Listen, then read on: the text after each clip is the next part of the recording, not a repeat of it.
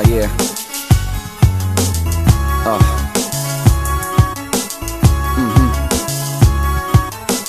Oh, what's going on?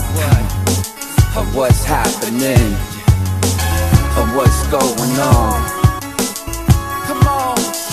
Yeah. Check it. She heard somebody coming down the stairs, tired of running, wipe her tears, grab her young and all affairs. Now they're coming all the air and her lungs, and she's reading heavenly, pleading their heavenly Father. He never responded before, but she'll give another shot. She ain't got much other hope. Looking at her son, he's looking back with big eyes like he knows that they in big trouble. It's fucked up.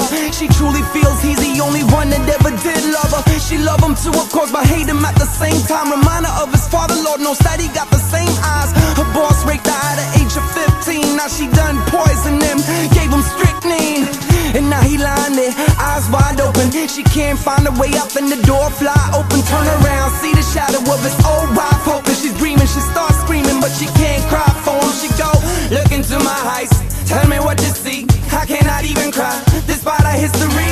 I was your wedded wife, you gave me misery.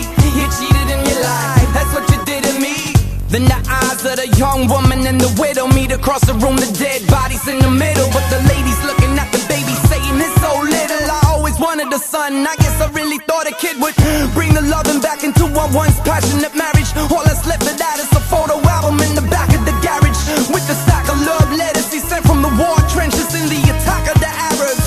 How could you do this to me? Look what you do to me.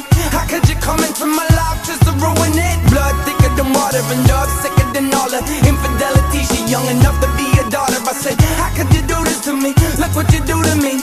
How could you come into my life just to ruin it? How could we, how could we, how could I, how could I, how could you leave me lay down and fucking die? How could you do this to me? Look what you do to me.